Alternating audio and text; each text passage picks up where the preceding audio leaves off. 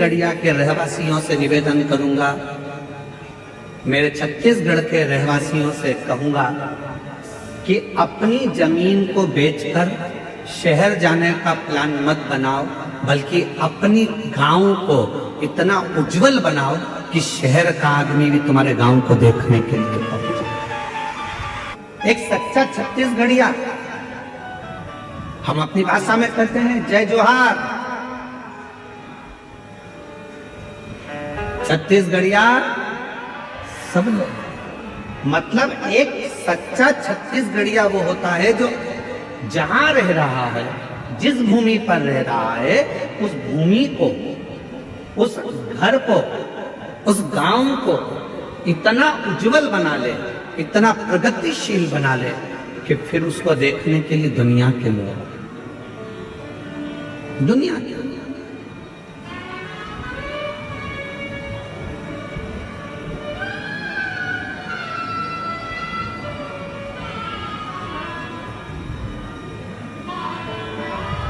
यहाँ जितने छत्तीसगढ़ के मेरे जीजी जीजा बैठे हैं, आप सब कोई साधारण नहीं हो। जितने भी बैठे हो, आप भगवान श्री राम जी के नाना जी और नानी जी हो। छत्तीसगढ़ वालों को ये गौरव होना चाहिए कि हम कौशल प्रदेश के हैं, माँ कौशल्या जी के गांव के हैं और भगवान राम जी हमारे भांजे हैं। सहजता नहीं है। शिव भक्त को शिव महापुराण की कथा कर रही है, संसार के रहवासियों को 3 चीजों से बचना चाहिए। पहले नंबर पर है कर्जा, दूसरे नंबर पर है क्लेश, तीसरे नंबर पर है कलंक। ये 3 चीजें जब व्यक्ति के जीवन में अगर हो जाती है तो पूरा जीवन बर्बाद हो जाता है, पूरा। पहला बच्चों कर्ज से। 10 रुपए भी किसी का अगर कर्जा है तो वह हमको एक ना एक दिन डुबो देगा, इसलिए कर्जे से बचने का प्रयास करो। आज हो क्या रहा है, लाओ हम तुम्हें कर्जा दे देंगे।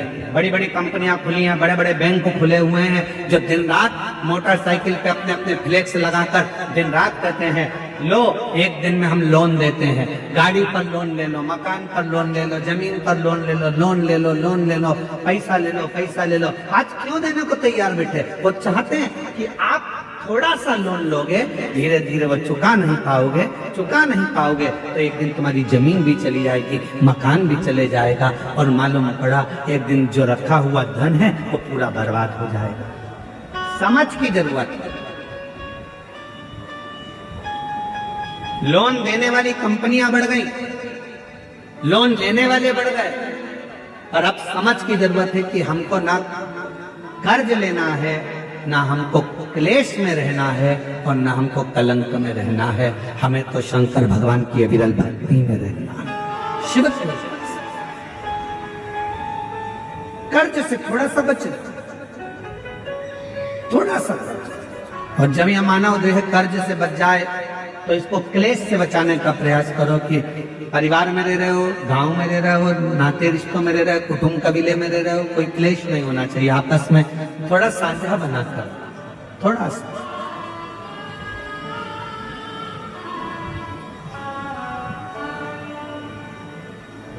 आप सबको मालूम है महीने में 2 एकादशी आती है तो 2 प्रदोष आती है। कभी किसी से पूछो कि भगवान शंकर का यह अविरल त्योहार प्रदोष का व्रत क्यों आता है? क्यों भगवान शंकर की आराधना प्रदोष के दिन करी जाती है? क्यों?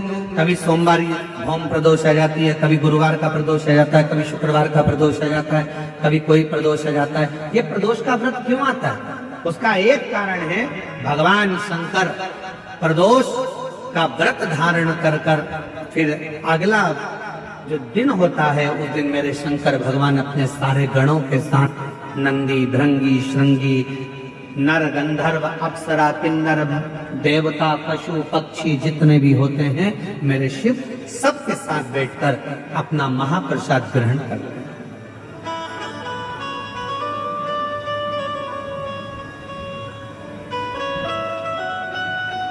साथ बैठने पर हमारा क्लेश समाप्त होगा।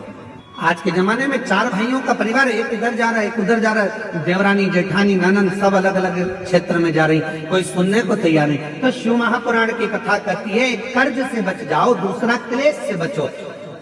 हफ्ते में, महीने में एक दिन ऐसा बनाओ जिस दिन मेरे घर के पूरा परिवार एक जगह पर एकत्रित हो, भोजन करें, साथ बैठे, साथ बैठकर अपने परिवार की चर्चा। हम ये भी नहीं कहेंगे कि तुम किसी परमात्मा की आराधना करो कि साधना की आराधना, आप तो साथ बैठो, अपना मनन चिंतन करो कि हमें अपने घर को कैसे संवारना है, हमें अपने परिवार को कैसे संवारना है, हमें अपने बच्चों को उच्च शिक्षा कैसे देना है, हमें अच्छी चिकित्सा कैसे देना है। हम कहीं आडंबर में तो नहीं फंस रहे, हम कहीं गलत जगह पर तो नहीं फंस रहे, आडंबरों से मुक्त कैसे करना। आज थोड़ी सी बीमारी आती है और लोग भटकना चालू कर देते हैं, यहां जा रहे हैं, वहां जा रहे हैं, तबीयत खराब हो गई तो यहां जाओ, वहां जाओ। हमने जब से शिव महापुराण की कथा बाची है, एक बात हमेशा कही है कि सबसे पहले अगर शरीर में कष्ट है तो अपने गांवों के प्राथमिक चिकित्सा केंद्र में जाओ, उसके बाद फिर शहर के हॉस्पिटल में जाओ, फिर शहर के हॉस्पिटल से जिले के हॉस्पिटल में जाओ, फिर जिले के हॉस्पिटल से फिर कोई बड़ी सिटी के कोई हॉस्पिटल में जाओ। कहीं भटको ना। बड़े हॉस्पिटल में कब जाना, जब पहले छोटे हॉस्पिटल में जाना। बड़ा हॉस्पिटल वाला क्या करेगा, तुम्हारे पहले की हॉस्पिटल की फाइल दिखाओ, साहब ये हमने हमारे गांव के हॉस्पिटल में दिखाया था, साहब ये हमारे कवर्धा में दिखाया था, साहब हम फिर बिलासपुर पहुंचे, साहब अब हम रायपुर आए हैं, ये देखो हमने ये जांचें कराई है। छोटे हॉस्पिटल से बड़े हॉस्पिटल तक जाओ। पर आजकल व्यक्ति क्या करता है, डायरेक्ट बड़े में जाने की सोचता है। उसी तरह जैसे गांव के लोग इकट्ठे हुए और कहाँ जा रहे हो साहब, तो कहा हम अमरनाथ जा रहे हैं। कहाँ जा रहे हो साहब, हम केदारनाथ जा रहे हैं। तो हम उनसे पूछे, भैया तुम अमरनाथ जा रहे हो, बड़े हॉस्पिटल में जा रहे हो, तुम केदारनाथ जा रहे हो, बड़े हॉस्पिटल में जा रहे हो। पर ये तो बताओ कि प्राथमिक चिकित्सा केंद्र पहुंचे कि नहीं पहुंचे। पहले अपने गांव में जो शंकर जी का मंदिर है उसमें जाना चालू करा कि नहीं करा, पहले शिव जी के मंदिर में जाना चालू करा कि नहीं करा। आज का व्यक्ति अमरनाथ जाना चाहता है, आज का व्यक्ति केदारनाथ जाना चाहता है, पर आज का व्यक्ति अपने घर के पास में जो शंकर जी का मंदिर है वहां जाना नहीं चाहता। लोग देखेंगे, हंसेंगे, ताना कसेंगे, कोई कुछ कहेगा, कोई कुछ कहेगा। पहले चिकित्सा केंद्र, प्राथमिक चिकित्सा केंद्र जाइए, पास के मंदिर जाइए। और जब आप प्राथमिक चिकित्सा केंद्र में जाएंगे तो बड़े हॉस्पिटल तक पहुंचने की जरूरत नहीं पड़ेगी, ये निश्चित। कर्ज से बचो,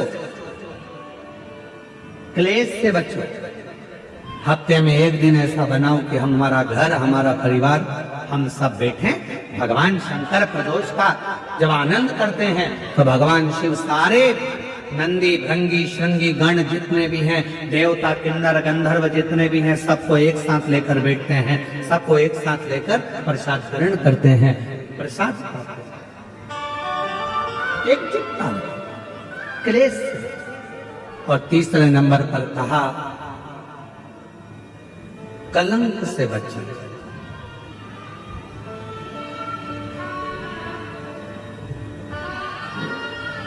हमारे सनातन हिंदू धर्म में पतंग उड़ाने के लिए एक दिन दिया गया है। यहां उड़ाते पतंग, अरे बोलो तो जम के, कब उड़ाते हैं, जम के बोलो, मकर संक्रांति। हमारे सनातन धर्म में, हिंदू धर्म में पतंग उड़ाने के लिए एक दिन दिया है, मकर संक्रांति का दिन। उड़ा लो जितनी उड़ाना है, खूब काटो जितनी काटना है। पर हमारे सनातन धर्म में यह कहा गया, साल में एक दिन मकर संक्रांति के दिन खूब उड़ाओ, खूब काटो, और बाकी के दिन ना उड़ाना ना काटना। शिव महापुराण की कथा कहती है, किसी का कोई काम हो रहा है, किसी के बेटे की शादी हो रही है, किसी की बेटी का संबंध हो रहा है, लोग हर कुछ बोलकर उड़ा देते हैं और उसके संबंधों को काट देते हैं। शिव महापुराण की कथा कहती है, कोई उन्नति की सीढ़ी